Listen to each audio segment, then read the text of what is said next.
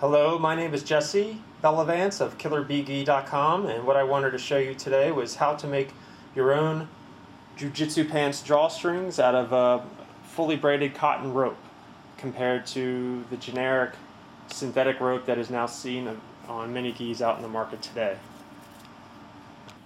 So what you're going to do first is measure out the length of rope for your waist, and like putting on your jiu-jitsu belt, just bring it around the front, pull it around, and then what I like to do is have it about 1.5 feet or maybe a foot off of my belly button. Take a pair of scissors and cut at the end, just like that. So as I said before, you can get this rope at knotandrope.com, and it runs about 10 cents a foot. I order about 50 feet, and that'll last you a long time. So the next step is taking the ends and taping them. So what we have here is our end piece that we just cut off, and what we want to do is reinforce each end of the rope. And to do that, what you're going to do is just take masking tape and take off a small little strip, rip it, and then put it right against, I maybe put it about 1/4 inch below the end of the rope.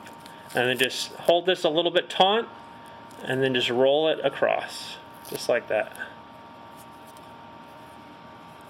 Take your pair of scissors and cut about 1/4 inch below the tape line, just like that. And then do the same thing for the other side. So again, take a piece of tape,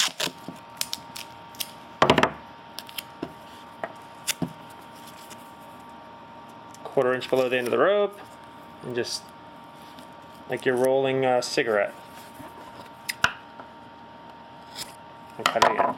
So you see, right now we have two very nice flush ends to the rope. Now you can just use the rope like this, and it'll last for a long time. The masking tape may come off after a few months or so. What I like to do to prevent that from happening is to take these ends and dip them in a black rubberized plastic. Now if you go to Home Depot or Lowe's, you'll find this stuff called Plastidip, and what it's used, as you can see in the picture, is for dipping the ends in the rubberized liquid to create grips.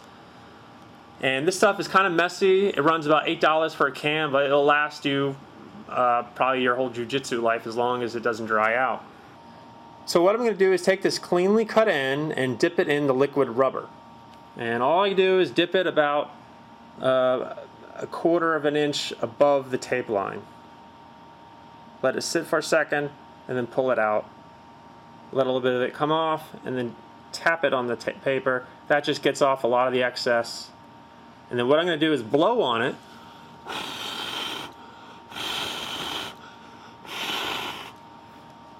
Just like that. And then I'm going to dip the second end. And what you're going to do after that is let it hang outside on a branch or on a coat hanger for about 1 hour, at least an hour. I usually let it hang for about 3 or 4 hours before I then thread it through the gi pants. First step is to get a 1/4 inch dowel rod, or maybe it's a 3/16, and take the black rubberized tip, place it right next to the edge of the dowel rod, cut off a piece of tape, and then wrap it around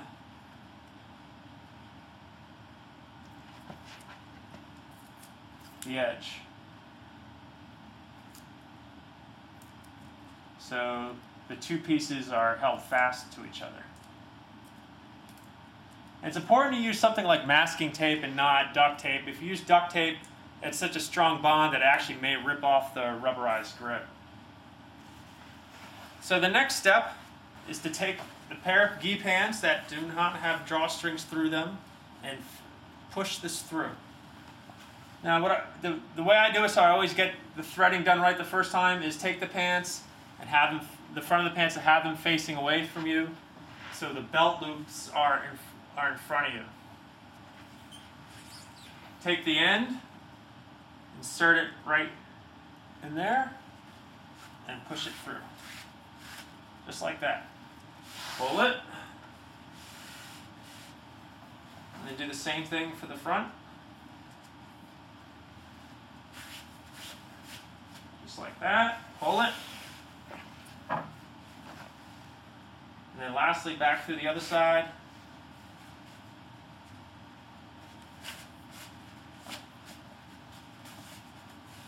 And pull it all the way through. Then just rip that off and slowly take off the masking tape. Just like that.